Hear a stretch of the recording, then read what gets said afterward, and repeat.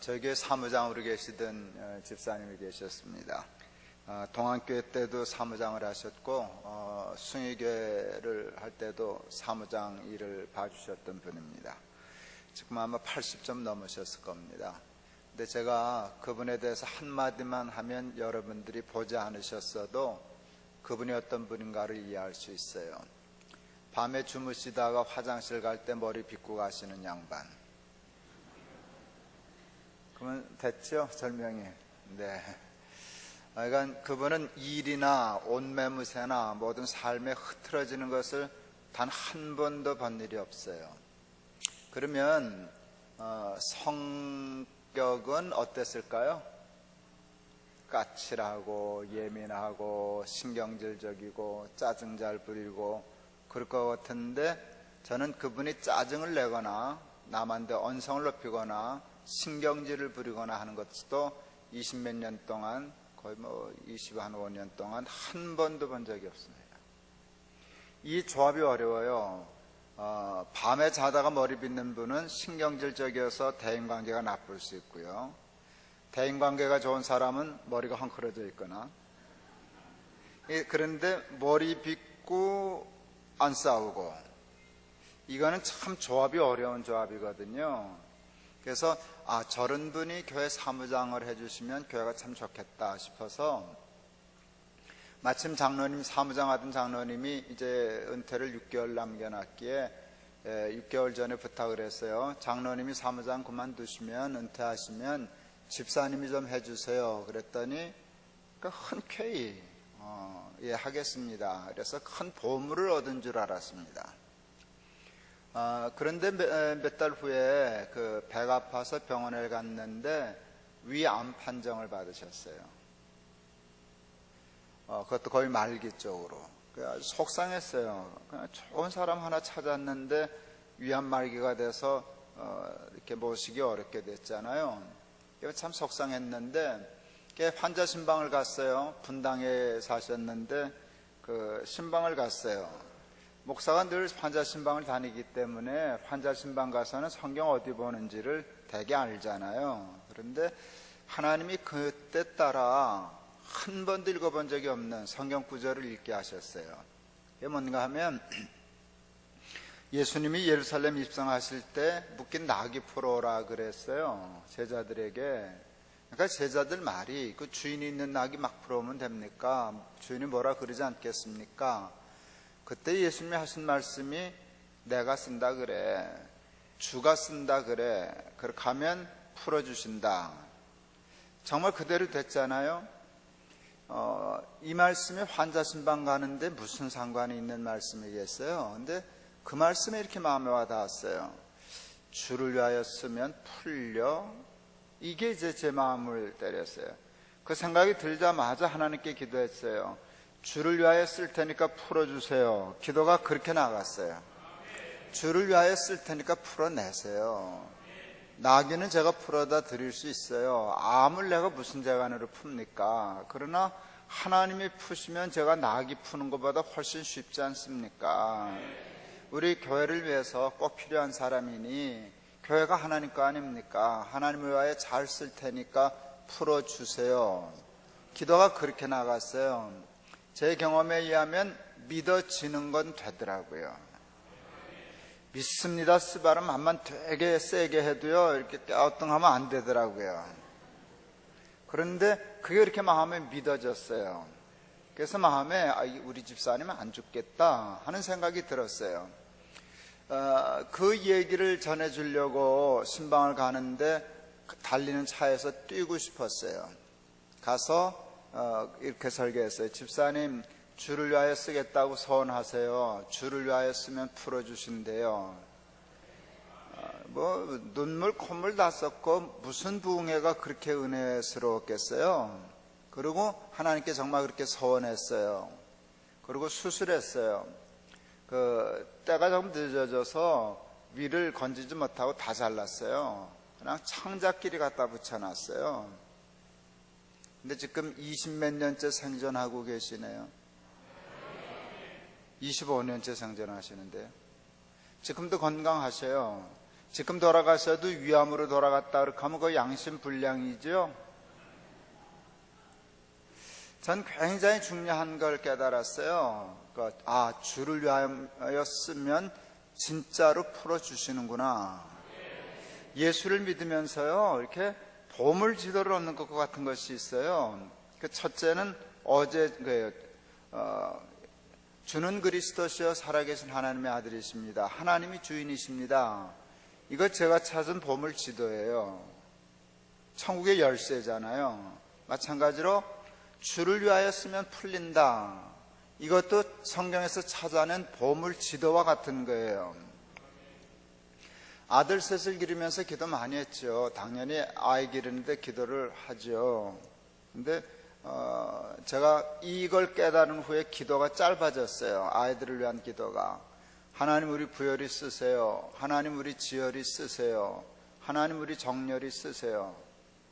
난 우리 아이가 하나님께 쓰임받으면 그가 무엇을 하든지 풀린다는 확신을 가지고 있어요. 그러니까 하나님 우리 아이 쓰세요. 아들만 셋인데 저는 목사만 주의 종이라는 생각이 없는 사람이에요. 모든 직업이 다 사실은 성직이거든요. 그게 성경의 가르침이거든요. 목사는 성직자예요. 그런데 목사만 성직자라고 하는 건 잘못된 생각이에요. 그게 굉장히 이원론적이고 반듯한 생각이 아니에요.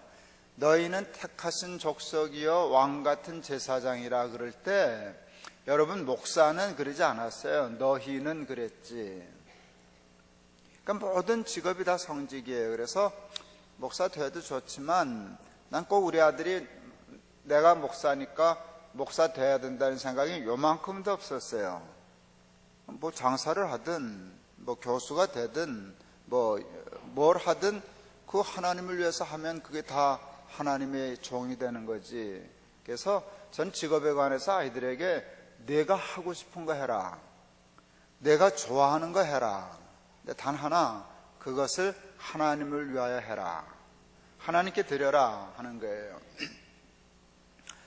큰아이는 지금 대학 교수를 하고요. 둘째는 영화를 해요. 둘째 놈이 학교를 보냈더니 2학년 하고 군대 갔다 와서 휴학이 아니라 자퇴해버렸어요. 자기 안 맞는다고. 그만뒀어요. 근데 우리 그 얘기할 때, 안 맞으면 그만둬라. 그건 애나 애비나 비슷해요. 그래서 우린 참 편해요.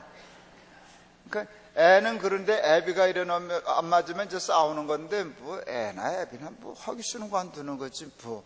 그래, 관둬라. 뭐 인생 긴데, 그 몇 년 늦어졌다 괜찮, 뭐 하고 싶으냐? 그랬더니 영화 하고 싶어요. 이게 갈수록 골치 아픈, 영화는 진짜 골치 아픈 직업이거든요. 그런데 너 영화 하면 너 바꾸는 거 아니야? 그랬더니 압니다. 그래도 할래냐? 그래도 하고 싶습니다. 그러면 해라. 사람이 밥 먹자고 공부하냐? 밥 먹자고 일하냐? 좋아서 일하는 거지. 너 좋아하는 일 해. 영화가 좋으면 해. 그랬어요. 우리 아이가 한예종, 한국예술종합학교라는 데를 갔어요. 그거 사실 들어가기 어려운 학교인데 그래도 영케 들어갔어요. 거기서 영화를, 영상원이라는 데 들어가서 이제 전공을 했어요. 어느 날 와서 저한테 그래요.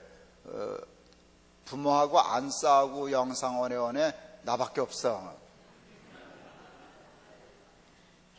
예, 우리 아이 영화 해요. 지금까지 영화 하죠.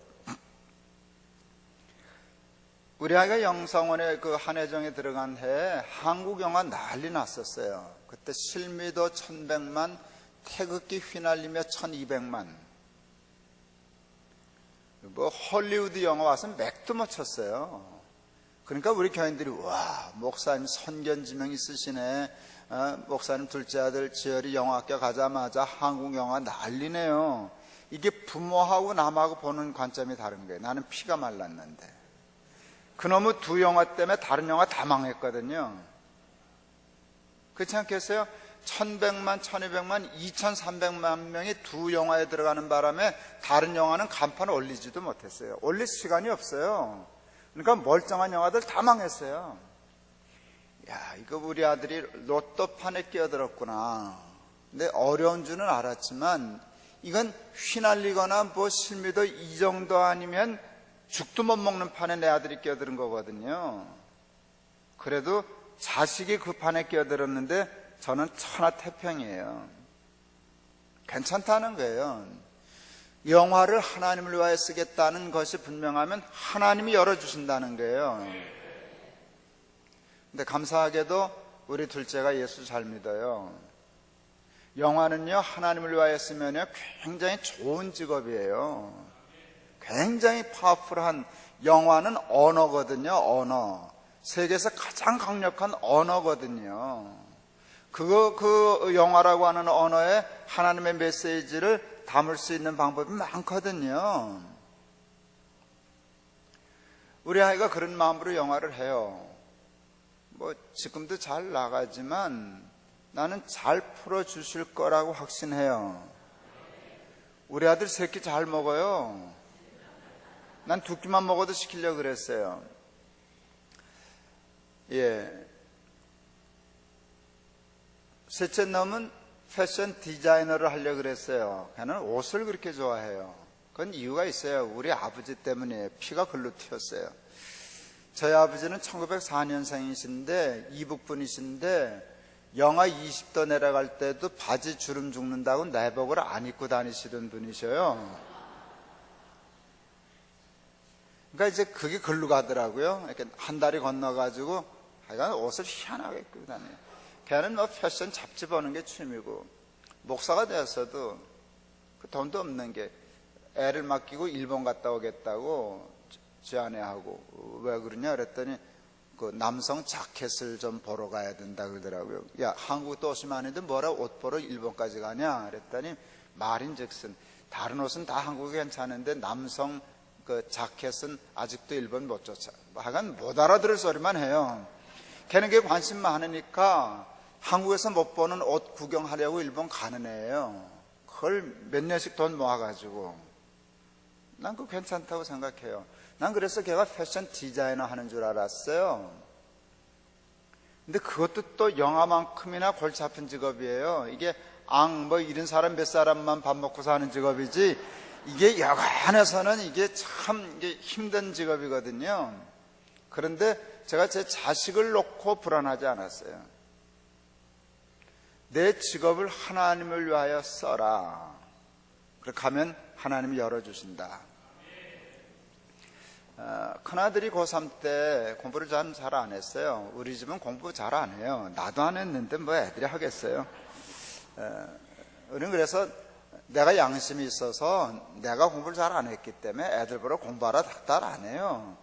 여러분 공부 잘 안 한 나도 이만큼 됐는데 뭘 그렇게. 저 잘 됐잖아요. 그럼요. 근데 뭘 그냥 지가 하면 하는 거고 안 하면 할 수 없는 거지.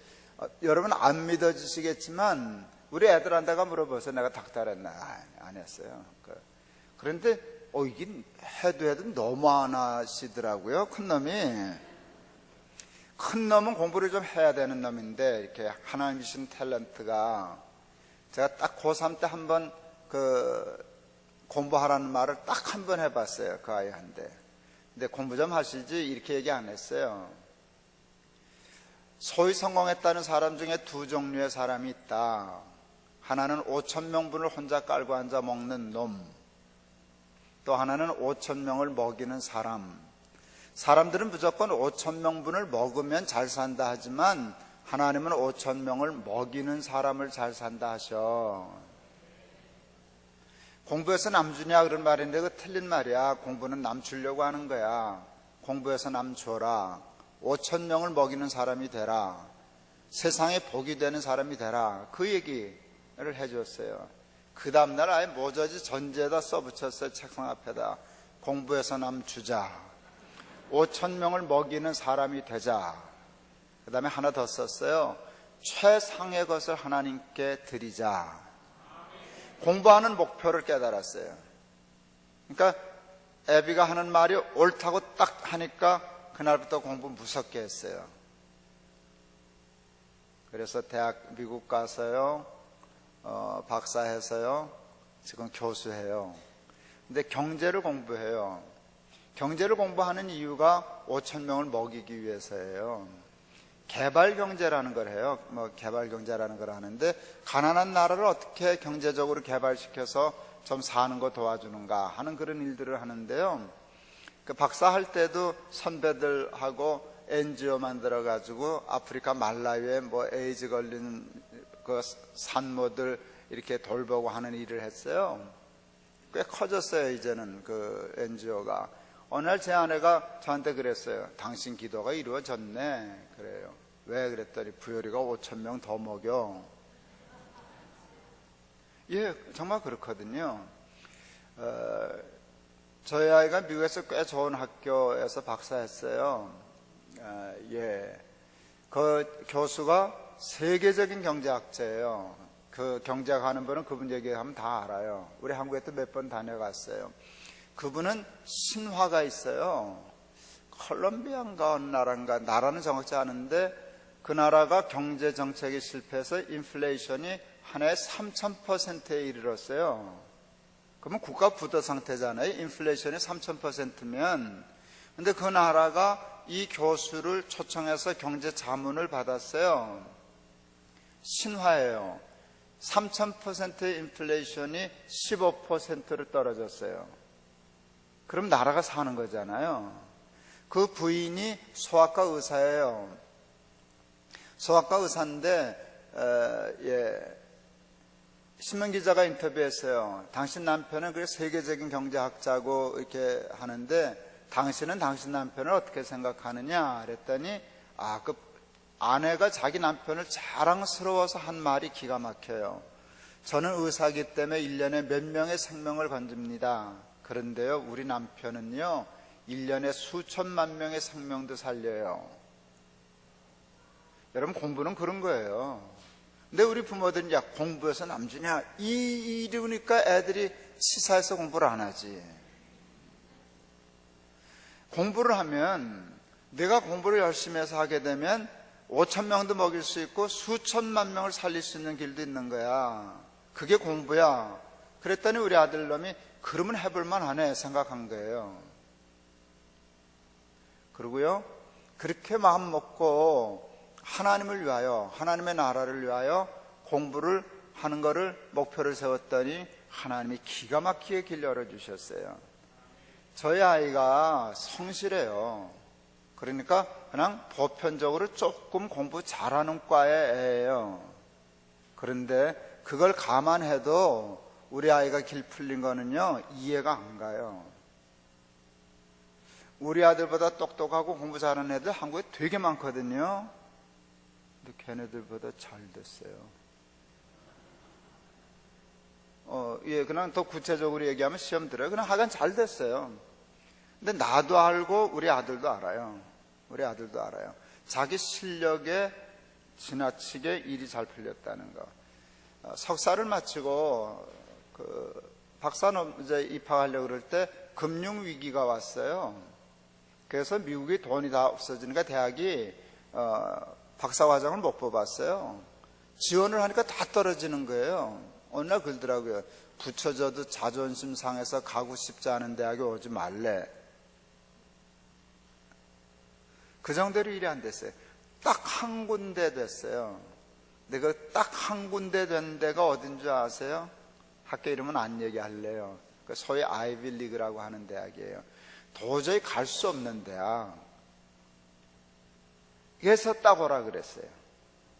근데 저도 그거 봤어요. 그 학교에서 왔는데 우리 학교에 이거보다 더 큰 장학금은 없습니다. 올랩니까? 올랩니까? 그럼 왜 가야지? 예. 그렇게 신기했어요. 어떻게 길이 그렇게 열려지는지 모르겠어요. 더 자세한 얘기는 안 할래요. 가정사니까. 그런데 저는 교회도 그렇고 제 개인도 그렇고 아이들의 삶을 놓고도 볼 때도요, 이게 맞아요. 주를 위하여 쓰면 풀려요. 그러니까 여러분의 삶이 막히거나 여러분의 아이들의 앞길을 열어주고 싶으면은요, 기도를 이렇게 해야 돼요. 하나님, 우리 아이들 써주세요. 그리고 아이들한테 가르쳐줘야 돼요. 네가 뭘 하든지, 왜 돈 벌어? 왜 공부해? 왜 출세하려고 그래? 주를 위하여 쓰려고요. 이게 정확해야 돼요. 여러분 무의식 중에라도요, 생각 없이라도요, 공부해서 남주냐 이런 정신 나간 소리 하면 안 돼요. 그건 기독교적이 아니에요. 공부는 남 주려고 하는 거거든요. 여러분, 기독교는요, 복을 얘기할 때 너 복 받고 잘 살아라 이게 없어요. 이건 기독교의 복이 아니에요. 하나님이 아브라함을 축복하실 때 뭐라 그래요? 너는 복의 근원이 될지라. 너로 인하여 나라가 복 받을 거야. 너 때문에 민족이 복을 받을 거야. 이게 스케일이 이 정도예요. 내가 잘 사는 게 중요한 게 아니라 남을 잘 살게 하는 게 잘 사는 거거든요. 그런데 청소년 때, 애들 때는요, 이게 굉장히 매력적이에요. 애들은요, 이익과 손해보다는 옳으냐 그르냐에 더 피가 끓는 세대거든요. 이게 점점 나이 들어갈수록 변질돼요. 의가 밥 먹여주냐 이 정도까지 타락해요. 근데 애들은 그런 거 없어요. 애들은 순수해요. 너 돈 벌어서 남 줘라. 5,000명을 먹여라. 그렇게 하면 애들이 피가 끓거든요. 또 그렇게 하면 하나님이 그 길을 열어주시고 풀어주실 줄을 믿습니다. 눈치를 보니까 다 말귀는 알아들으셨네요. 그런데 여러분, 말귀를 알아들었다고 여러분이 그렇게 살 거라고 함부로 판단하지 마세요. 이게 그렇게 쉽지 않아요. 주를 위하여 쓰는 게 이해는 쉬운데 사는 게 어렵다니까요. 그게 왜 어려운가 하면요, 우리가 다 타고난 원죄가 있기 때문이에요. 우리는 다 죄인이거든요. 근데 성경이 죄의 원인을 욕심이라고 풀었어요. 욕심이 잉태한 즉 죄를 낳고 죄가 장성한 즉 사망을 낳느니라 그랬어요. 근데 욕심은 쓰고 싶은 마음이에요? 안 쓰고 싶은 마음이에요? 좋은 말로 할 때 대답해요. 욕심은 쓰고 싶은 마음이에요? 안 쓰고 싶은 마음이에요? 안 쓰고 싶은 마음이에요. 여러분이 지금 이 말귀 알아들었어요. 맞아, 주를 위하여 쓰면 그 논리적으로 맞아, 다 이해했어요. 그러니까 여러분 거기에 끄떡거리고 아멘 했어요. 하나님이 여러분이 그걸 보고 얘네들 봐라, 그 실주하는 말에 은혜를 받네, 동의하네, 수긍하네. 그리고 야, 그러면 좀 쓰자. 그러면 금방 이렇게 얘기해. 제 쓰세요. 제가 더 많아요. 나는 아직 조금 나중에 쓰세요. 이게 무의식적으로 그렇게 되는 게 우리예요. 그래서 우리의 삶이 자꾸 그렇게 꼬이는 거예요. 그래서 힘들지만 주를 위하여 쓰는 것을 연습해야 돼요. 훈련해야 돼요. 제가 오늘 이게 낮 시간에 잠깐 가서 침을 좀 맞고 왔어요. 제가 몰랐는데요, 목 디스크 쪽에 약간 디스크가 왔다 그러더라고요. 이렇게 오늘 양치질을 하려더니 이게 안 젖혀지는 거예요. 아프고. 그랬는데 정말 침을 잘 놓는 분이 계셔서 거기 가서 지금 며칠째 이제 그걸 맞아요. 이게 안 펴지는 거예요. 주를 위하여 쓰는 손이 안 펴지는 거예요. 자꾸 연습을 해서 이걸 풀어야 돼요. 어떻게 하든지. 우리의 주를 위하여 쓰고 싶지 않은 마음을 자꾸 풀어서요, 연습해야 돼요. 해보실래요? 아플 텐데, 힘들 텐데, 그래도 도전해야 돼요. 주를 위하여 쓰면 풀려요. 그러니까 하나님께 쓰임 받아야 해요. 그런데 하나님은 누구를 쓰시나? 이제 제가 이걸 보면서요, 그래, 주를 위하여 쓰면 풀려. 근데 하나님은 누구를 쓰시지? 이럴 때 그 답을 오늘 본문에서 찾았어요. 왜요? 오늘 본문은 예수님이 베드로를 스카우트 하신 내용이거든요. 스카우트가 뭐예요? 넌 내가 써야 돼. 여러분, 보통 지금 이걸 깨달으면 내가 이력서 들고 예수님 쫓아다녀야 돼요. 하나님 나 좀 써주실래요? 나 좀 써주면 안 돼요? 이래야 되는데 베드로는 이력서도 안 냈어요. 예수님이 보시고 스카우트 했어요. 이게 이제 제가 도대체 베드로가 어떤 사람이기에 예수님이 그렇게 관심 가지고 내가 써야 돼, 너는 딴 사람을 모르, 너는 내가 써야 돼 하고 그렇게 스카우트를 하셨을까? 여러분, 사람은 외모를 보고 사람을 써요. 그렇죠? 너 토플 몇 점이야? 어느 대학 나왔어? 너 아버지 뭐해? 뭐 이런 거 다 물어봐요. 소위 얘기하는 스펙을, 외형을, 외모를 봐요. 하나님은 사람을 뭘 보고 쓰셔요? 중심을 보고 쓰셔요. 그런데 여러분, 외모를 보고 사람을 쓰는 사람과 중심을 보고 사람을 쓰는 사람의 공통점이 있어요. 넌센스 퀴즈 같은데 넌센스는 아니에요. 공통점이 뭘까요? 외모를 보고 사람을 쓰는 사람과 중심을 보고 사람을 쓰시는 하나님의 공통점. 엉뚱한 데 답이 있어요. 보고 쓴다는 거예요. 하나님이 중심을 보신다, 외모를 안 보는 것이지 사람을 안 보는 게 아니에요. 하나님도 보셔요. 아무나 쓰지 않아요. 이게 중요한 거예요. 하나님이 마음 좋아서 아무나 쓰실 것 같죠? 아니요. 보고 쓰신다니까요.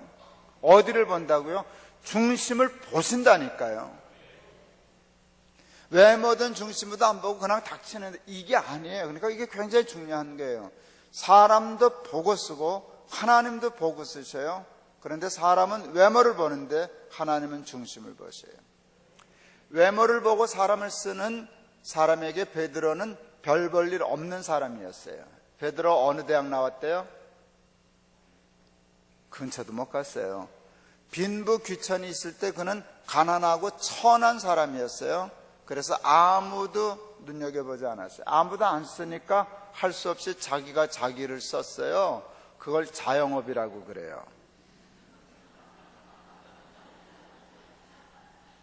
자기가 자기를, 근데 지금은 자영업 근사한 거 많아요. 그때는 자영업이라고 할 만한 거 할 게 없었어요. 땅 파먹든가 고기 잡아먹든가. 그래서 어부가 된 사람이에요. 뭐 아무것도 왜 없으니까. 그런데 중심을 보시는 예수님에게 베드로는 그런 사람이 아니었어요. 뭘 봤을까 싶었어요. 예수님이 베드로에게 이렇게 얘기하셔요. 깊은 데로 가서 그물을 내려 고기를 잡으라 했더니 베드로의 첫 대답이 이렇게 나와요. 밤이 맞도록 수고를 하였으되 얻은 것이 없지만은, 이렇게 대답이 나왔죠. 그러면 이 사건에서 이제 정리가 돼요. 베드로 어제 밤새도록 뭐 했어요? 몇 마리 잡았어요? 그러면 그 두 말을 합치면 이렇게 돼요. 밤새도록 그물질했는데 한 마리도 못 잡았다, 이거예요. 이 상황을 놓고 외모를 보고 사람을 판단하는 사람과 중심을 보고 사람을 판단하시는 하나님의 판단이 틀려져요. 사람은 이렇게 얘기해요. 너 어부 맞냐? 아니 밤새도록 그물질을 했는데 한 마리도 못 잡았어? 이렇게 관점을 글로 보면은요, 베드로는 무능한 사람이 돼요. 저거 데려왔다는 우리 회사 다 말아먹을 놈이다. 아니 어떻게 어부가 고기를 한 마리도 못 잡냐? 그러니까 사람은요 고기 몇 마리 잡았냐 가지고 평가해요. 근데 예수님은 관심이 거기 없어요. 예수님은 질문을 이렇게 하는 거예요. 뭐? 빈 그물질을 밤새도록 했다고? 이게 달라요.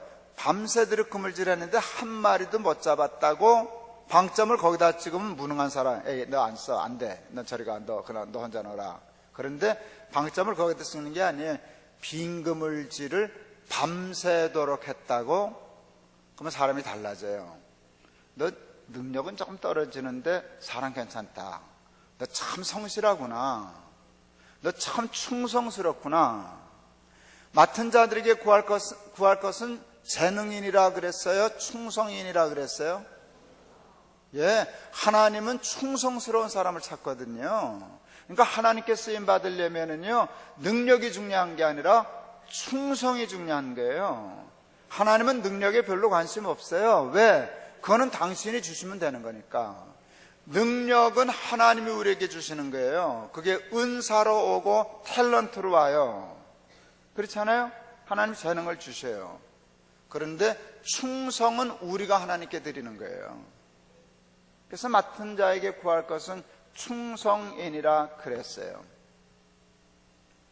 여러분, 충성이 뭘까? 열심히 하는 거예요. 제가 말 같지 않은 질문을 할 테니까 대답하지 말아요. 목사가 높아요? 집사가 높아요?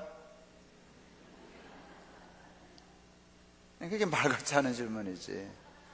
그 대답하면 걸려드는 거예요. 그런 건 없어요. 그건 틀린 질문이에요. 그래도 한번 이렇게 해보죠. 제가 어제 잠깐 얘기했잖아요. 저는 한 달에 한 주일 설교 안 했다고. 제가 설교 안 하는 주일은 최소한 400명에서 800명 안 와요. 밤낮 사무실로 전화 왔어요. 매주일 누가 설교하냐고. 내가 설교하느냐 안 하느냐가 그렇게 궁금해서 사람들이. 제가 정해놓고 설교를 빼지 않거든요. 그렇게 하면 구주를 몽땅 빠질까봐 그냥 비밀리에 아무 때나 빼거든요. 그러니까 밤낮 전화질 하죠. 여러분, 집사님들이 하는 게 뭐예요? 안내위원하고 헌금위원 주로 하시는데 여러분이 헌금위원 하면 헌금 막 나오죠. 여러분이 안내위원 하면 교인들 막 출석 늘죠. 여러분이 헌금위원 하거나 말거나 안내위원 하거나 말거나 교회는 아무런 지장 없어요. 인정하죠? 예, 그렇다니까. 그리고 또 집사님들 하는 게 뭐예요? 재직회 가요. 근데 난 목사지만 재직회 이게 도무지 웃기는 회예요. 집사들이 재직회 가서 할 수 있는 게 없어요. 가면 예하시오. 예, 끝이에요. 난 그러면 안 가요. 내 성격이 내가 무슨 예하는 기계냐. 뭐 회의라고 하면 의견도 얘기하고 때로는 싸우기도 하고 그리고 결정이 되면 따라가고 그러는 거지. 가면 예하시오. 예. 아니요 그랬다가는 순정이 제사보다 나으니라. 뭐 이 엉뚱한 소리나 해야 되고 문제하러 낙인 찍기. 그걸 누가 가겠어요? 난 안 가요. 틀림없이 안 가요. 나 안 가도 다 할 테니까 그냥 한가한 사람들 가서 하시오. 나는 그냥 쫓아갈 테니까 그럴 거예요. 여러분, 그래서요 옛날의 헌법은 기장도 아마 마찬가지일 거예요. 다 뿌리가 같으니까. 옛날에는 재직회도의 헌법에 정족수가 있었어요. 과반수 철석에 과반수 찬성 이런 게 있었어요. 정원이 있었어요. 성수가 있었어요. 그거 없어졌어요. 우리 교단은요 그냥 모이는 대로. 하도 안 모이니까 그걸 과반수를 정족수로 해놓으면 재직회 1년 가도 못하니까. 그러니까 그냥 모이는 대로. 우리 교회도 마찬가지예요. 저희 교회 수천 명 교인이었지만 재직할 때는 몇십 명밖에 안 모였어요. 수천 명 교인이.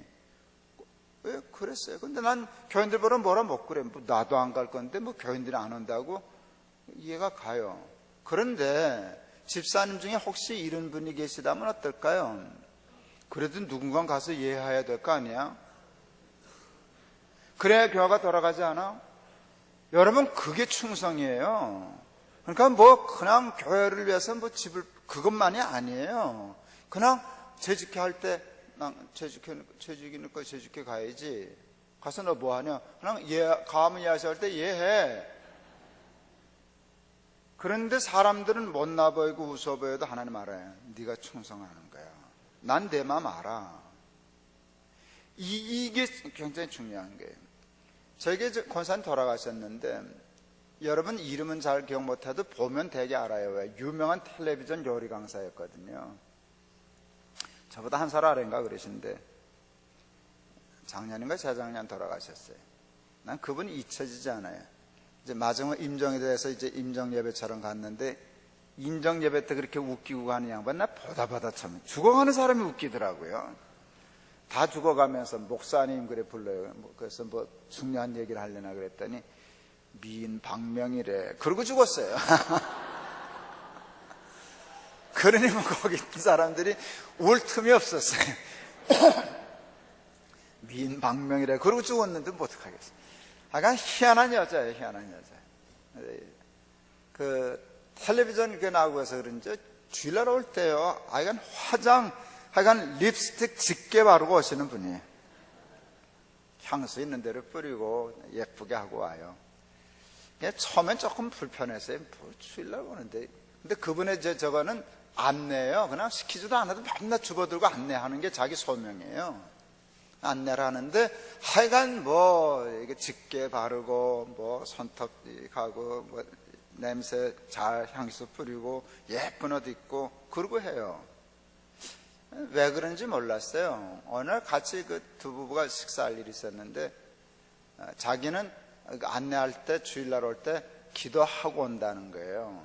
뭐라고 기도하나? 하나님, 우리 교인들 일주일 내내 세상에서 힘들고 고생하고 무거운 마음으로 오는데 그러면 예배 시간에 은혜를 못 받는다고. 하나님, 내가 그냥 인사 잘하고. 그분이 그래서 이거 근육을 풀고 온다네요. 웃는 연습하느라고. 활짝 웃고 반가이 맞고 이러면 그때 우리 교인들이 마음이 풀려서 우리 목사님 설교하실 때 은혜 받게 해주세요. 그런다네요. 여러분, 그게 충성이에요. 그게 충성이에요. 하나님의 죄는 이거예요. 우리 같으면 큰 일에 충성하는 사람을 뽑지 않겠어요? 근데 하나님은 작은 일에 충성하는 사람을 봐요. 고기 잘 잡히는 일은 누구나 밤새요. 그러니까 그거는 진짜 사람을 못 골라요. 그러니까 빈 그물질을 하는데 밤새도록 하는 사람이 진짜거든요. 그러니까 작은 일인데도 성실하게 하는 사람이 진짜거든요. 사람들은 다 큰일 하는 사람을 찾아요. 근데 하나님은 작은 일에 충성하였으니 내가 네게 큰 일로 맡기겠다. 우리 안선제일교회 교우 여러분, 작은 일에 베드로처럼 충성하여 하나님께 쓰임받는 사람들 다 되실 수 있기를 주의 이름으로 축원합니다. 저도 그러다 쓰임받았거든요. 저는 상고 출신이에요.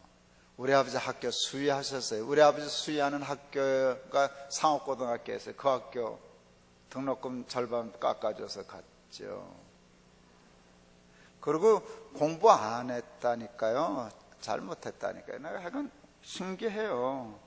그런데 작은 일이라도 주일학교 총무 교육전도사 할 때 정말 열심히 하려고 그랬어요. 작은 일이라도. 그랬더니 하나님이 큰 일 시켜주시던데.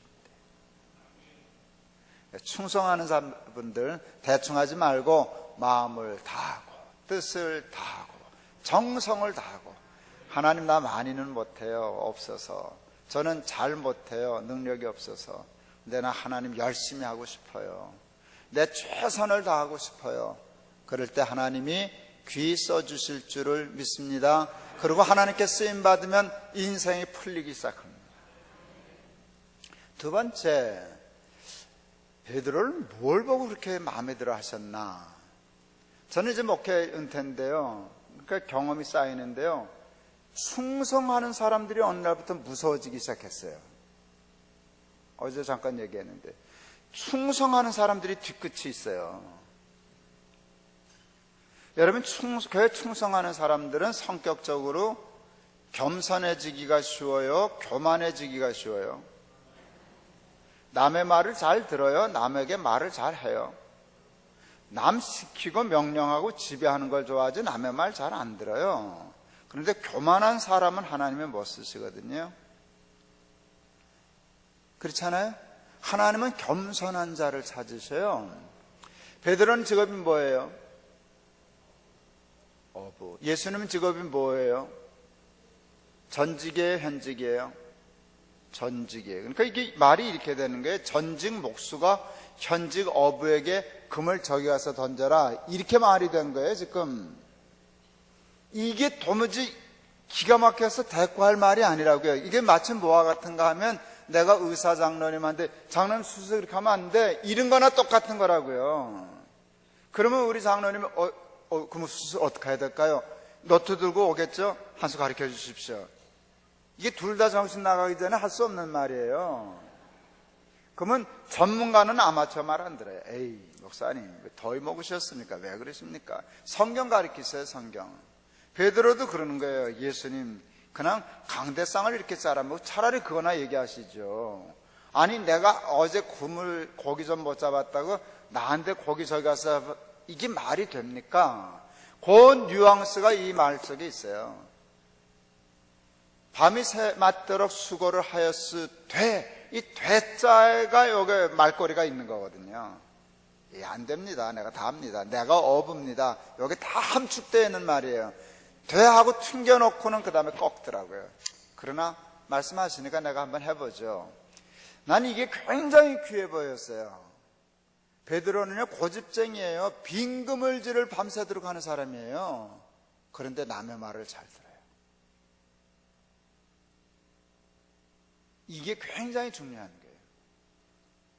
제가 잘 아는 모교회가 청량리 중앙교회인데 한 500명 출석할 때 교회 재정의 3분의 1을 혼자 연보하는 장로님이 계셨어요. 지금 얘기하면 그래도 500명, 한 3억 정도는 헌금하는 꼴이었을 거예요, 그분이. 아무리 부자라도 그건 쉽지 않죠. 그분은 하여간 자기가 교회 추수감사 헌금이 1,000만 원이다. 900만 원이다. 그럼 300만 원 내는 거예요. 자기 몫은 3분의 1이라고 생각하니까. 저는 그 교회 초등학교 1학년부터 다녔어요. 거기서 교육전도사하고 전임전도사하고 부목사였어요. 장로님들이 다 주일학교 선생님이고 이래 가족 같아요. 제가 주일학교 전도사 할 때 그 장로님이 주일학교 부장이셨어요. 저를 친동생처럼 가족처럼 정말 친했어요. 어느 날 당회에 건의할 일이 생겼어요. 근데 나는 당회 못 가잖아요, 교육전도사니까. 그래서 장로님한테 부탁했어요. 내가 머리가 되더라고요. 연보를 좀 많이 하면 발언권이 세요, 약해요? 다 자본주의에서는 대주주가 있는 거잖아요. 그래서 이 장로님한테 얘기하면 되겠다. 나하고 친하니까. 그리고 이게 옳은 말이니까 장로님이 얘기하면 이거 당해서 된다. 그리고 부탁했어요. 장로님 이거 당회 가서 얘기 좀 해주세요. 그랬더니 난 평생에 교훈이 될 얘기를 들었어요. 전도사님, 내가 연벌 좀 많이 하잖아. 좀 많이 하나 되게 많이 하시지. 그래서요. 그래서 나 당회 가서 말 안 해. 왜요? 연벌을 많이 하든지 말을 많이 하든지 둘 중에 하나만 해야지 둘 다 많이 하면 못 써. 나 참. 그러니까 딴 장로님한테 부탁하라고. 자기는 원칙을 당에 가서 말 안 한다고. 왜? 연벌을 많이 하기 때문에 옳은 말이라고 할 수 있지만 그게 교회에 덕이 되질 않는다고. 난 그냥 연벌만 많이 할래. 난 평생 연벌만 하다 끝났어요, 그 장로님. 이 얘기를 했더니 어느 분 또 그러대. 난 연보를 안 하니까 말 좀 해도 되겠네. 참 골치 아파요. 여러분, 충성하는 사람이 겸손하기가 참 어려운 거예요. 충성한 사람이 겸손하기가 어려워요. 충성하고 말 안 하는 게 참 그렇게 어려운 거예요. 우리가 다 옛날에 가난했을 때 디저트 이런 게 어디 있어요? 밥 먹기가 바쁜 세상에 디저트가 어디 있어요? 과일이라는 개념이 없잖아요. 김장할 때 무 깎아주더라고, 우리 어머니. 근데 무 깎아주면서 하던 말씀이 기억나요. 얘야, 무 먹고 트리만 하면 인삼 먹은 것 같다더라. 인삼은 못 먹을 팔자니까 트리만 하고 무를 인삼처럼 먹으려고 하는데 그게 되나? 꺼라고 트림남. 또 무 먹었다 이제 그랬어요. 한국 교회는요, 이 트림 때문에 냄새가 나빠요. 트림 때문에 냄새가 나빠요. 충성은 세계적이에요, 한국교회가. 한국교회 목사, 장로, 권사, 교인들만큼 충성하는 교회는 세계에 없어요. 그런데 겸손하지 않아요. 다 충성하고는 이제 꽈리를 틀어요. 주인 노릇해요. 그래서 하나님이 주인 되기가 참 어려워요.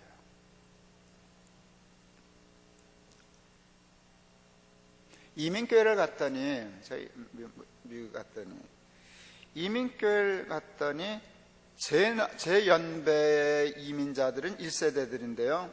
똑똑한 사람들만 갔어요. 저처럼 어리버리하면 갈 생각도 못했어요. 그러니까 제 나이 또래 가면은요, 거기 집사님 장로들 보면, 겉트하면 서울대 출신이고, 겉트하면 연고대 출신이 많아요. 수두룩닥상이에요. 그리고 그분이 똑똑하지요. 한국 사람들 성실하죠. 그래서 벤츠 정도 다 굴리고 다녀요. 집도 엄청나요. 그런데 이분들의 뭔가 이렇게 자존심 상하는 게 그놈의 영어가 잘 안 돼가지고, 그러니까 소위 이렇게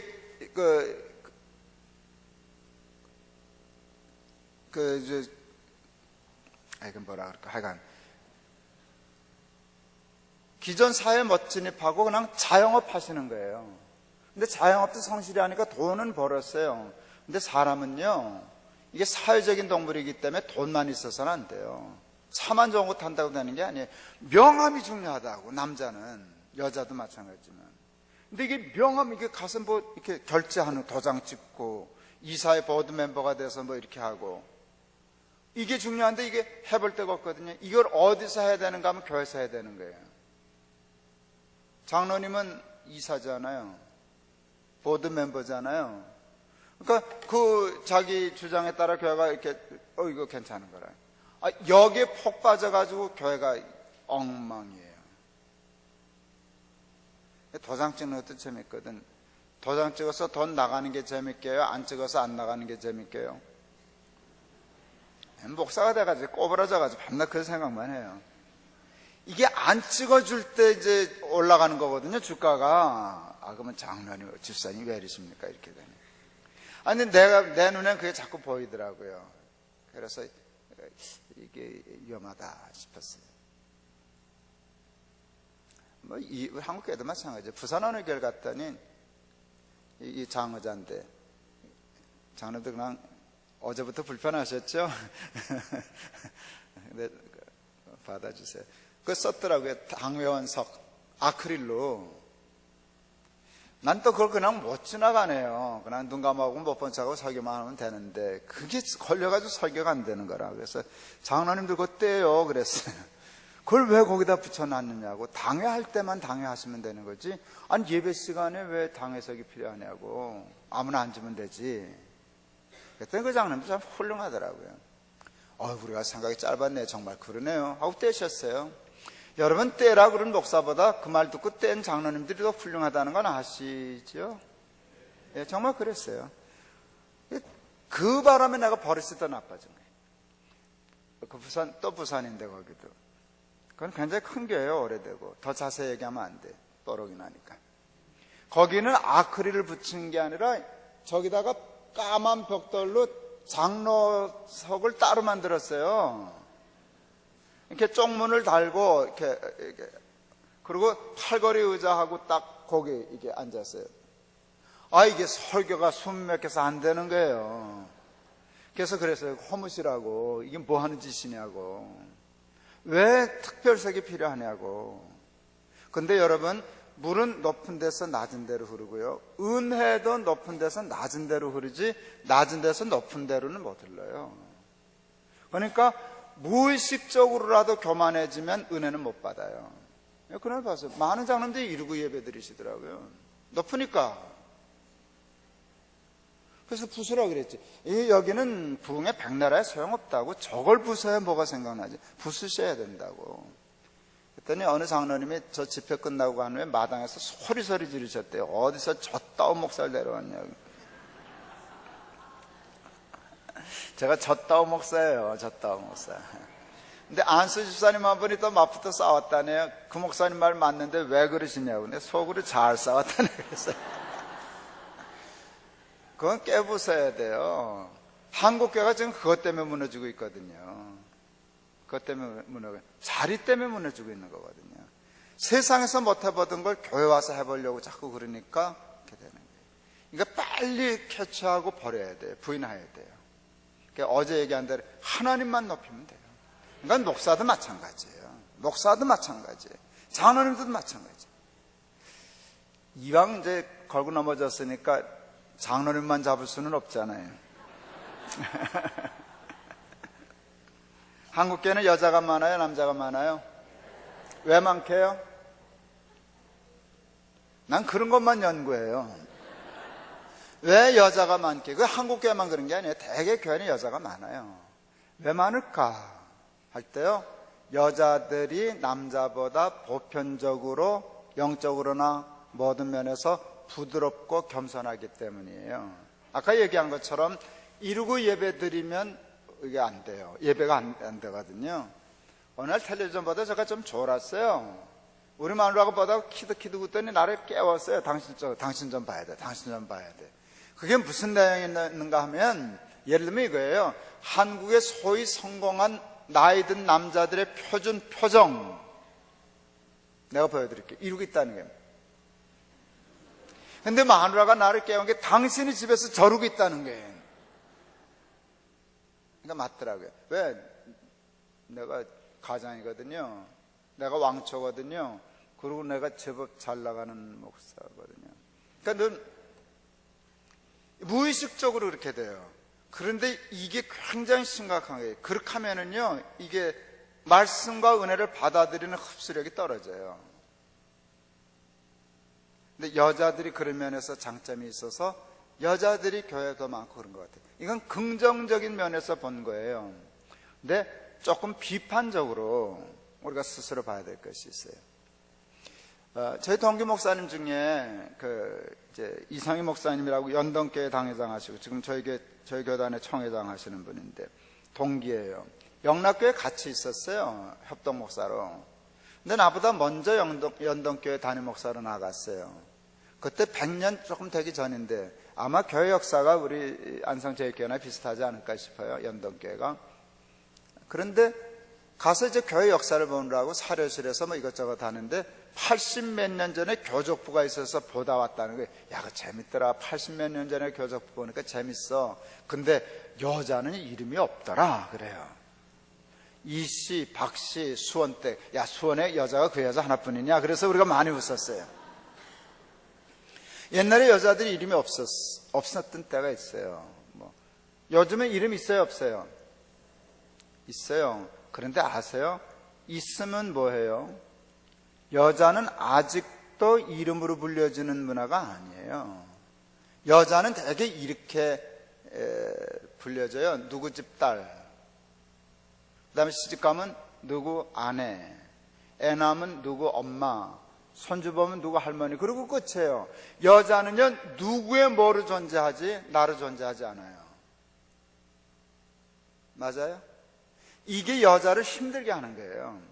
남편 뒷바라지하고 애들 잘 길러서 이렇게 해놓으면 다 날아가요. 저 혼자 잘나서 그런 것처럼 다 날아가요. 그래서 여러분 40, 50대 요럴 때를 그걸 빈둥지 신드롬이라 그래요. 엠프티넷 신드롬이라 그래요. 새 다 날아갔어요. 죽어라고 뒷바라지 했더니 저 잘나서 그런 줄 알고 빈둥지만 남으니까 그때 참 여자들이 위험하대요. 난 뭐야? 우리 후배 목사 중에 부인이 유명한 CCM 가수가 있어요. 송정미. 어느 콘서트 하는데 써붙였더라고. 송정미 3호 콘서트. 내가 흉봤어요. 왜 거기다 3호자를 갖다 붙이냐? 3호는 부를 때 호칭으로 쓸 수 있는 말이지 저렇게 명칭으로 붙이는 거 아니야. 그리고 우리 그 후배 목사가요, 캐나다에서 공부하고 그래서 굉장히 사람이 나이스해요. 그리고 자기 안에 되게 자랑스러워하고 정말 외조를 잘하는 목사예요. 그래도요, 이럴 때 되게 멋쩍어 해요. 송정민은 알아도 그 친구 잘 모르거든, 사람들이. 그러면 꼭 이렇게 얘기해요. 이분이 송정미 씨 남편이라고. 자기 안에 그렇게 자랑스러워해도 한국 남자는 한국 남자. 그럴 때 되게 멋쩍어 해요. 남자에게는 사부란 말 안 써요. 남자는 자기로 얘기하고 싶어요. 누구의 뭐로 얘기하면 자존심 상해해요. 근데 여자는 사모님 소리 듣는 걸 제일 좋아해요. 예. 그런데 여자가 그렇게 무시당하고 인정받지 못하는데 교회는 참 매력적인 조직이에요. 교회는요, 여자를 이름으로 불러주는 조직이에요. 이게 굉장히 사회학적인 의미가 있어요. 친해서 누구 엄마라고 부를 수도 있지만 되게 그렇게 안 불러요. 아무개 집사님, 아무개 권찰님, 아무개 권사님 이렇게 불러요. 우리 기장에 여자 장로님 계시나요? 그렇죠? 예, 그럼 장로님. 이게 이름이 있는 데다가 더 중요한 게 뭔가 하면 직함이 붙어요. 그리고 이게 또 재밌는 게 진급을 해요. 이거는요, 일반 사회에서 주어지지 않던 기능이 교회에 있었어요. 그러니까 여러분, 여자들은요, 예수님 없어도 교회를 위해서 순교할 수 있어요. 나를 그렇게 인정해 준 집단이 없으니까. 그리고 여러분 또 여잔데 회장쯤 돼봐요. 얼마나 가문 이해하셔. 이거 여자들 못해요. 어디 가서. 한국 사회가 그런 기회가 많지 않아요. 근데 교회는 평등하거든요. 회장도 할 수 있고 권사도 할 수 있고 장로도 할 수 있고, 그리고 사실 한국교회는 여자의 잠재력을 가장 많이 활용해서 성장한 대표적인 교회거든요. 남자들 인정하시죠? 여자들이 일 더 잘한다는 거, 그리고 나이 들면 통도 더 커진다는 거. 똑똑한 목사들은요, 장로님들하고 일 잘 안 해요. 은근히 권사님들하고 일하지. 나이 들면 남자들은 점점 저부터라도 이렇게 작아져요. 그리고 실제 경제력이 없어요. 다 마누라한테 뺏겨가지고. 그래서 사실은 교회는 여자들의 힘을 잘 활용한, 그건 긍정적인 면도 돼요. 그런데 거기에 쏘가 넘어가면은요, 이게 교회가 위험해지는 거예요. 여러분, 거기에 쏘가 넘어가지 마세요. 그냥 집사하세요. 장로하세요. 권사하세요. 충성하세요. 그리고는 겸손하세요. 거짓 부리지 말고요. 우리 그 장로님처럼 그냥 연번 뭐 돈이 제일 많이 하지. 꼭 그래야만 되나? 그냥 충성하고는, 그래서 나 말 안 해. 나는 충성만 할 거야. 그럴 때 하나님이 귀히 크게 써 주실 줄을 믿습니다. 영락교회 갔는데도 참 좋은 장로님 만났어요. 이북에서 피난 내려와서 무슨 영락교회 앞쪽에 사셨는데 뭐 사업을 해서 돈을 좀 버셨던 것 같아요. 그래서 젊어서 집을 짓기로 했는데, 이 장로님이 참 애기처럼 착하신 분이에요. 내가 빈손 들고 넘어와서 하나님이 이만큼 축복해 주셨는데 예배당도 하나 안 짓고 내 집부터 짓는 건 도리가 아니다 해가지고 자기 집 짓는 걸 뒤로 미루고 여주에다 땅 사서 예배당 지어서 헌당시켰어요. 그 꽤 커졌어요. 그런데 그러면 이제 창립 기념주일만 되면 이제 장로님을 부르는 거예요. 그러면 연보만 보내고는 안 가는 거예요. 한 번도 안 갔대요, 이 장로님이. 왜 안 가셨냐 그랬더니 가면 자꾸 자랑하고 싶고 의식되고 높임 받으니까, 하나님 교회지 내 교회인가요? 난 그 교회 장로 아니에요. 나 영락교회 장로예요. 그런 분이 또 계시더라고요. 상계동에 우리 교단 총회장도 했던 목사님 그 교회인데 컸죠, 교회가. 근데 거기도 똑같아요. 땅 사서 예배당 다 지어놓고 한 번도 안 갔어요, 장로. 그런 분이 두 분이나 계시더라고요. 그러니까 무 먹고 틀이만 하면 인삼 먹은 것 같다 그러잖아요.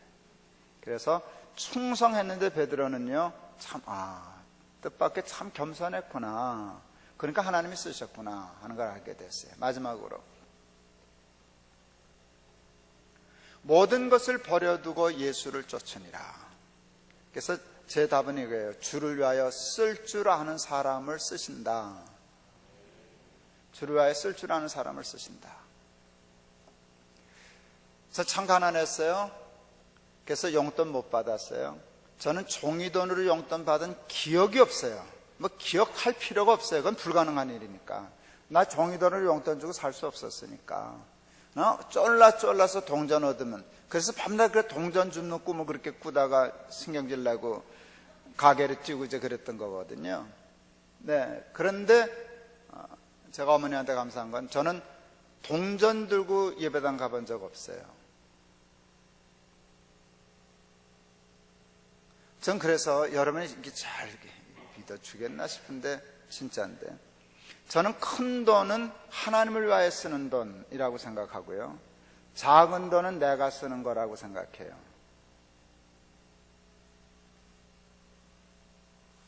그냥 말만 그럴 것 같죠?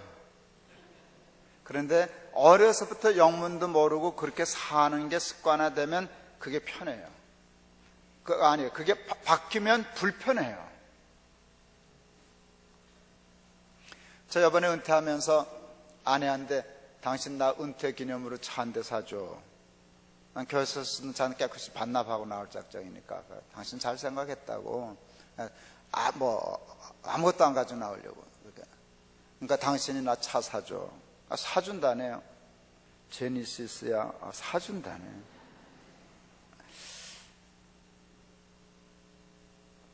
우리 마누라 나 제니시스 사줄 수 있거든요. 그래서 제니시스 새 차 사야지 하고 카다락 받아보고 저거 하는데, 결국 또 못 사게 생겼어요. 왜요? 생각할수록 불편해. 생각할수록 불편해. 그 작지 않은 돈을 나만을 위해 쓴다는 게 결국 못 사게 생겼어요. 또 그러다 보니까 또 돈 줄 때 생겼어요. 우리 막내 아들 결혼식 할 때 그 멋쟁이 자식이 참 감사한 게, 아버지 나 결혼식은 정말 검소하게 하고 싶어요. 그거 좋지.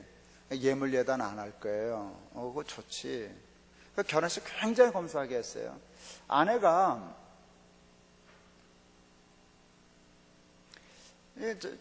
엄마니까 하객들이 한 1000명은 최소한 올 거다. 그렇게 하면 식사 대접은 해야지. 이제 꽤 오래전인데, 우리는 식당이 없으니까 이동식 뷔페 청해서 해야 되는데, 그때 물어보니까 1인당 25,000원 달라 그럴 때였어요. 25,000원, 1인당 25,000원, 1000명이면 얼마예요? 점심값? 2,500만 원. 저 그 돈 있게요, 없게요? 있다니까요. 예, 2,500만 원 저는 있어요. 우리 마누라가 나 제니시스 사준다 그랬는데. 있죠. 그런데 왜 돈이 없는 게 아니라 그 돈을 그렇게 못 써요. 그게 불편하기 때문에. 어떻게 밥 먹는데 2,500만 원을 쓰냐. 이게 불편하니까. 그래 우리 아내가 낑낑거리다가 결국 포기하고 우리 학교 항상 빌려드리는 교회니까 그 영양사가 있길래 우리 아내가 찾아갔어요. 갈비탕 끓여줄 수 있냐? 있다. 얼마냐? 7,500원. 딱 좋다.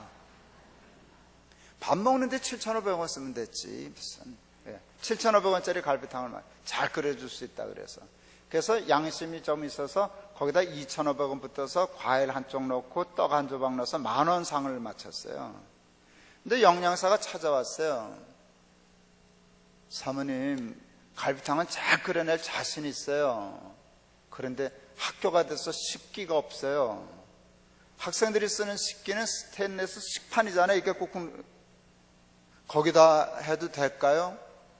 우리 마나님, 밥을 먹지 갈비를 먹지 식판을 먹나? 괜찮아. 여러분, 그래가지고 뭐 김동호 대단한 건 아니지만 김동호 목사 막내 아들 결혼식 하객들 아이들 스테인리스 식판에 갈비탕 하나씩 들고 가셨어요. 부주는 많이 받았게요, 안 받았게요? 받았지. 줄 서서 받았죠. 그러니까 부주는 많이 받고 밥은 10,000원으로 떼어오니까 돈 많이 남았어요. 이야, 이게 아들 몇 개 더 있으면 부자 되겠다 싶더라고요. 목돈이 생기잖아요. 그런데 왜 우리 아들이 그랬나 그랬을 때 러시아 단기 선교를 해마다 가곤 했는데요. 러시아 선교사님이 차 없어서 고장나서 차값이 비싸요. 러시아 이런데 세금이 비싸가지고 아버지 나 결혼기념으로 선교사님 차 한 대 사드리면 좋겠어. 좋지. 그래서 차 2대 사보냈어요. 괜찮잖아요. 그래서 우리 아들 10평짜리 다세대 주택 전세 얻어갔어요. 나는 마음 상해서 안 가요. 가면 뭐 앉을 자리도 없고 싫더라고요. 내가 아들 집을 사줄 거는 몰라도 전세거리는 해줄 수 있거든요. 그런데 애가 싫다 그랬어요. 이것도 없어서 싸구려 사는 신학생들 얼마나 많은데. 그러고 갔어요. 예물 예단 안 해왔어요. 그러면 못하게 했어요. 자기 형 유학 갈 때 두고 갔던 침대, 옷장, 냉장고 그거 썼어요. 집을 하도 조그만 데 얻어놓으니까 옷장이 안 들어가더라고요. 톱으로 잘라가지고 들어갔어요. 저도 환갑하고 우리 아내도 환갑했어요. 환갑잔치 결국 못했어요. 사실은 우리 손주들 돌잔치도 못했어요. 그 돈이 있으면 딴 데 줄 수는 있는데 이걸 먹어치우는 일이 조금 불편해요. 뭐 그렇다고 안 먹는 건 아니에요. 아주 제니시스는 타니까. 그런 걸 하지만 아낄 수 있는 건 최대한 아껴서 나는 동전 쓰고 가능해서 좀 모아서 하나님께 종이돈 쓰는 일을 하면. 근데 우리는 보통 나는 종이돈 쓰고 하나는 동전 드리잖아요. 근데 이걸 바꾸면은요 인생이 다른 세상이 열려요. 그래서 쓰는 훈련을 자꾸 해야 돼요. 나를 위해서는 전략하고 아끼고 하나님을 위해서는 쓰고. 제가 환갑하기 한두 달 전에 인도를 갔었어요. 근데 그 선교사 하나가, 젊은 선교사가 에이즈 걸려서 사람들에게 이렇게 버림받은 애하고 엄마하고 이렇게 돌보는 사역을 하는데 너무 훌륭하더라고요.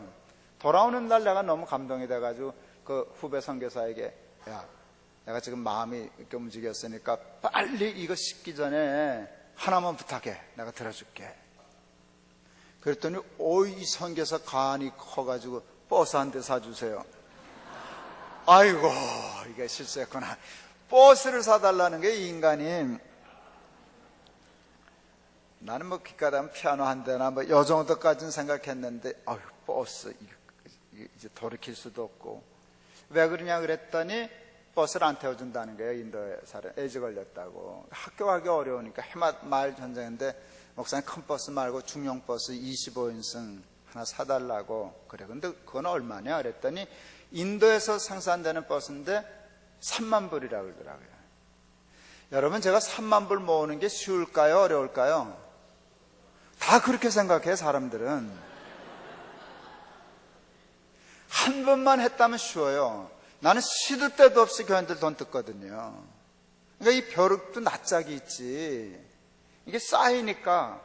얼마 전에도 아프리카 갔다가 선교사 학교에 한 5천만 원 보내는 거 있어서 그것도 겨우 해서 보냈는데 며칠 되지도 않아서 3만 불을 또 모아야 되니까 이게 참 힘들더라고요. 그래도 하는 거는 나는 좀 부담스러워도 내가 좀 이렇게 딱 깔고 하면은 또 모으거든요. 어쨌든 이렇게 마른 수건 짜듯이 짜도 또 모이니까. 그럼 버스 안 된대. 그래서 3만 불을 어떻게 모으지? 근데 퍼뜩 생각나는 게, 나 환갑. 이거 팔아먹어야지. 그래서 그 교인들 홈페이지에도 썼어요. 난 몇 월 며칠 날 환갑이라고. 봉투 들고 오라고. 밥은 먹고 오라고. 밥 주면 안 남으니까 밥 먹고 봉투 들고 오라고. 내가 커피 한 잔씩 사준다고. 그리고 나하고 사진 찍자고. 3만 불 모으려고. 3만 불 모으려고. 그날 얼마 모았게요? 4억 2천만 원 모았어요. 장사 잘했죠? 그래서 버스가 아니라 아예 병원 제가 하는 일을 다 도와줬어요. 다 보냈죠. 그거를 모은 거니까. 그런데 나도 조금 내려고 그랬더니 우리 아내가 당신은 3만 불을 내야 된다는 거예요. 왜 내가 3만 불 내? 그랬더니 당신이 선교사인데 내가 사줄게 그랬다는 거예요. 내가 사주겠다고 하는 거는 나는 내가 모아서 이건데 아니라는 거야. 당신이 하는 거야. 당신은 3만 불을 냈죠. 난 환갑 못하고. 근데 그게 편해요. 그러니까 그냥 환갑 그렇게 기분 좋게 지나가고 내 환갑이어서 한 3천만 원 쓸 수 있거든요. 그럼 할 수 있지만 그거 글로 보냈더니 잘 되지 않았네. 그 다음 문제는 자기 환갑 때도 내놓으라 그래가지고. 그래서 우리 마누라 환갑 때는요 14금 커플링 45만 원짜리 해서 둘이 나눠 끼고 또 한 3천만 원 어디 보냈어요. 그렇게 하다 보니까요 그것도 훈련이 되더라고요. 이렇게 자꾸 고기도 먹어본 사람이 자꾸 먹는다고요. 돈도 써보던 사람이 자꾸 이렇게 쓰게 돼요. 그 단련이 되면은요 하나님이 더 크게 귀하게 써주실 줄을 믿습니다. 그래서 헌금 훈련하셔야 돼요. 11조도 훈련하고 헌금할 때 나를 위해서는 좀 전략하고. 그래서 제니스보다 낮춰서 사기로 해서 그렇게 하면 또 한 2, 3천만 원 세이브할 수 있잖아요. 가면 이제 어디 보낼 때가 생겨서 이렇게 보내려고 그래요. 근데 그런 연습하면 하나님이 저와 여러분을 베드로처럼 잘 써주실 줄을 믿습니다. 그러면 교회도 건강하고 부흥하고 성장하고 여러분의 자녀들도 축복받고 형통하고 잘 될 줄을 믿습니다. 그래서 베드로처럼 하나님이 예수님이 귀히 쓰시는 좋은 제자 될 줄을 믿습니다. 그런 우리 안성제일교회 교인들, 교회 다 될 수 있기를 바랍니다. 기도하겠습니다.